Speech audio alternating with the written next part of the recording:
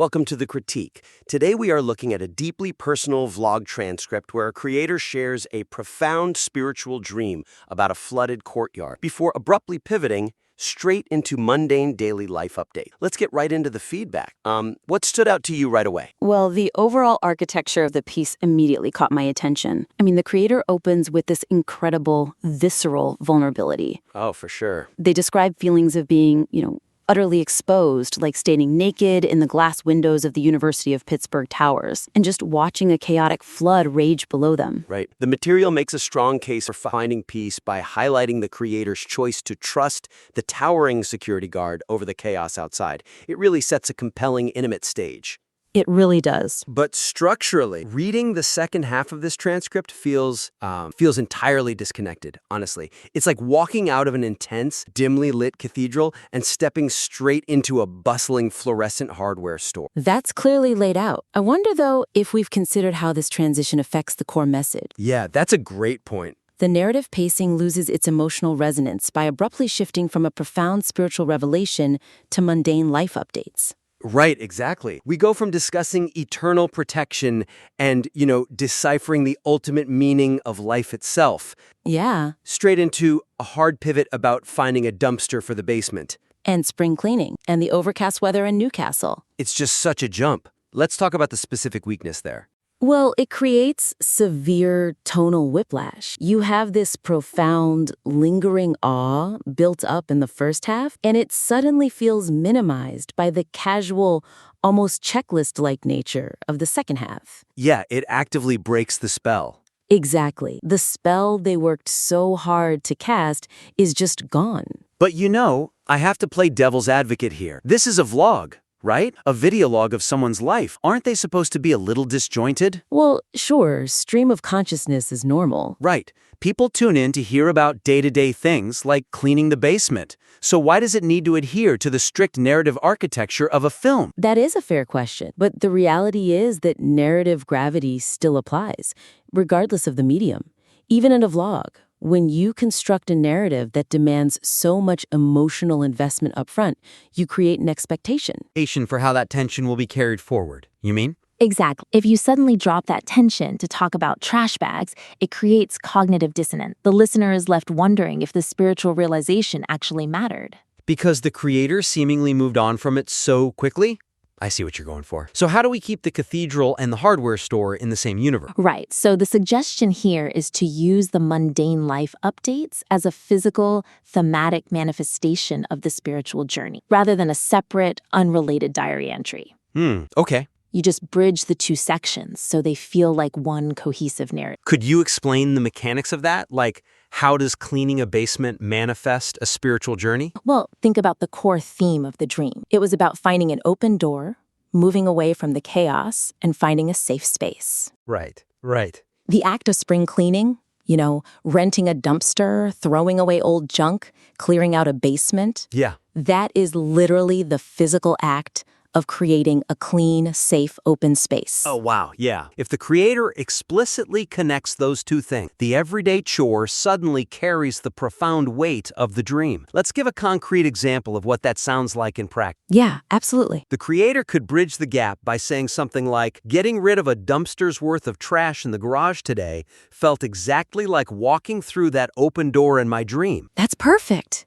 I am actively preparing a clean, safe, organized space for the future, especially if it is God's will for us to have or adopt a baby. Precisely. Do you see how that completely changes the dynamic? Suddenly, the hardware store is an extension of the cathedral. Yeah, it really does. You're showing the audience that the dream wasn't just a fleeting hallucination. It turns a disjointed life update into a powerful, living metaphor. That physical bridging is great, but speaking of building bridges, we also need to talk about the emotional bridge between the creator and the viewer. Oh, definitely. Because if the audience gets lost or checks out during the surreal elements of the dream sequence, they aren't going to stick around for that beautiful thematic resolution we just built. And dreams are notoriously difficult to communicate. We've all had that experience where a friend is intensely recounting a dream, right? Oh yeah, all the time. And because we didn't feel the adrenaline they felt, we just end up nodding politely while they describe a giant talking fish. It just sounds random. Exactly. And looking at the notes submitted alongside the transcript, there are clear indicators of external friction. Critics are explicitly asking why this needed to be the video. Right. They're openly questioning the spiritual validity of what, on paper, sounds like a random REM cycle event. So a key theme running through this material seems to be absolute instinctual trust. Is there a risk, though, that focusing solely on that internal realization might overlook the audience's natural skepticism? Yes, and that is a major stumbling block in the transcript. The creator is completely enveloped in the emotional truth of the experience. Which is wonderful, but the viewer only has access to the raw, frankly surreal data. The interpretation of the dream assumes immediate audience buy-in regarding its divine nature, which can alienate viewers who require more context or grounding to connect. Let's unpack the weakness and how the transcript handles this. It treats the spiritual validity of the dream as an absolute, undeniable given right from the start. Yeah, we see the creator using phrases like, ear starts ringing, okay, locked in. Exactly. And the narrative just charges ahead into deep spiritual interpretation. It completely ignores that to an outside observer, a dream about a hydroplaning cop car and a rogue wave simply sounds like the chaotic noise of a sleeping brain. By not acknowledging how unusual that imagery sounds, it leaves highly logical or naturally skeptical viewers entirely behind. But I have to push back a little here. Okay, go for it. If a creator stops their passionate recounting of a spiritual awakening to say, hey, I know this sounds crazy, doesn't that dilute their conviction? Not necessarily. Doesn't it make them sound insecure? If you truly believe something was a divine message, why would you apologize for how it sounds? Because it's not about apologizing. It's about rhetorical strategy. Earning trust doesn't mean watering down your conviction. When you blindly charge forward, assuming everyone agrees with you, you come off as disconnected. Ah, I see. But when you articulate the audience's doubt before they can, you actually steal the critic's weapon. You demonstrate immense self-awareness. So the suggestion is to preemptively validate the audience's potential skepticism early in the narrative to build credibility. Exactly. You build trust by explicitly justifying why this specific story warrants a dedicated video, despite how strange it might sound. You move from being a preacher talking at the audience to a companion sitting beside them. Just saying, yeah, this looks weird, but let me tell you how it felt. I see how that mechanical shift works. Let's look at a concrete example of how to implement this. Yeah, let's hear one. To build that bridge of empathy, the creator could simply add a brief moment of self-reflection before diving into the heavy interpretations. They might pause and say, I know some people might hear this and think it's just a weird dream about a cop car. Right, yeah. Why make a whole video about it? And honestly, maybe it is just my subconscious processing stress, but the profound peace I felt from that towering security guard made me realize I needed to share this. That is incredibly effective. By admitting that the dream sounds a bit bizarre, the creator becomes a reliable narrator. Yeah, the audience thinks, okay, they aren't delusional, they recognize this sounds strange. But the emotional impact was so strong they had to share it anyway. That makes the skeptical viewer lean in. Rather than click away, it transforms a monologue into a conversation. Now, speaking of things that can potentially alienate a viewer or derail the narrative momentum, we need to address the climax of the piece. Oh, definitely. We've bridged the structural halves, we've aligned with the skepticism. Now let's zoom in on refining the most crucial piece of the interpretation itself, the metaphor of the 15 minutes. This is really the thematic anchor of the whole video. Let's look closely at the section discussing that time frame. The creator wrestles in real time, on camera, with what this time limit means. Initially, their human instinct relates it to the 15 minutes of fame of the people who have slandered them in the past. It's a very vindictive, understandable human reaction. But then they actively pull back and recenter on the gospel, realizing the 15 minutes actually represents the brevity of our own lives. That makes sense. But could the evidence also support a different conclusion about how much space to give that internal struggle? It's a fundamental question of narrative real estate. Right, how much oxygen do you give to a thought you are ultimately going to discard? And right now, the transcript gives it a massive amount of oxygen. The central metaphor of the 15 minutes becomes diluted because too much real estate is given to a retracted, vindictive interpretation. Let's drill down into why that is a structural weakness. Well, the weakness is that the creator spends a significant chunk of time detailing their ongoing struggle with haters, the lingering pain of past slander, and even veers off into a completely tangential story about Perez Hilton. Right, only to immediately pull back and say that is definitively not what the dream means. Because so many words and so much emotional energy are spent focusing on the haters, the true profound meaning gets completely buried under the weight of the tangent. But wait, let me challenge this again. Isn't the whole point of a vlog format to be raw and unfiltered? Well, yeah, but If we sanitize those vindictive thoughts out of the script, don't we lose the authenticity that makes this creator relatable? The audience connects with them because they admit to having petty thoughts. I'm not suggesting we sanitize the petty thought out entirely.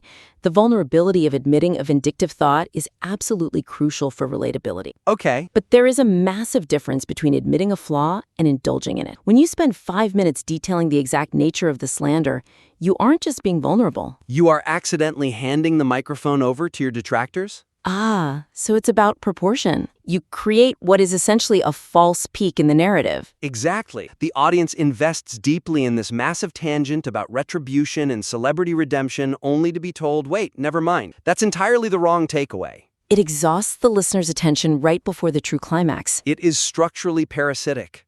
It feeds on the momentum of the main point without giving anything back. So what is the actionable suggestion here? How do we keep the raw vulnerability without letting it hijack the narrative? You condense the retracted interpretation, so it acts as a brief, relatable moment of human vulnerability rather than a distracting, lengthy tangent. We want the confession, but we don't need a sprawling thesis on the history of the drama. Let's give a concrete example of how to execute that condensation. Yeah, that would be helpful. Instead of detailing the specifics of the slander, the creator could simply say, my human instinct immediately thought, oh, my haters' 15 minutes of fame are finally out. Perfect. But I had to humble myself incredibly quickly. This dream isn't about vengeance or them. It's a stark reminder that my life on this earth is just a 15-minute flash. Look at how much power is in that brevity. When you show the quick pivot from a vindictive thought to a graceful realization in just 2 sentences, it's far more powerful than a long-winded explanation.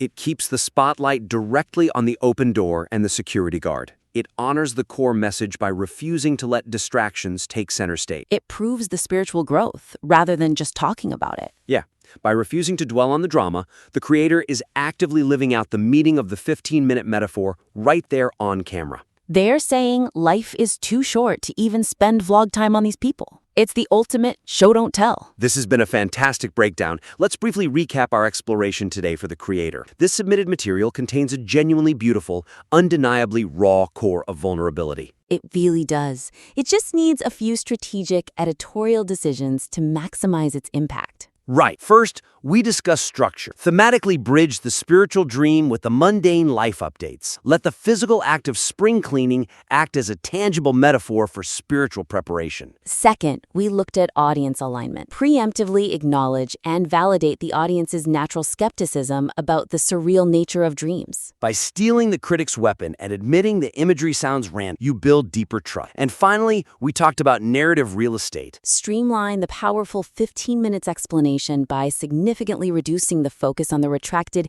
hater's interpretation. Keep the relatable admission of a petty thought, but cut the sprawling tangents so the central message remains punchy and profound. I want to leave the creator with this. It takes an immense amount of bravery to step in front of a camera and share something as intimate and raw as a personal spiritual awakening. Oh, absolutely. By applying these structural refinements, you aren't changing your truth. You are simply building a stronger, more accessible bridge for your audience to walk across. We warmly invite you to implement these structural and thematic tweaks, and we would absolutely love for you to submit your revised work back in for another critique. Until then, keep refining, keep sharing, and thank you for trusting us with your work.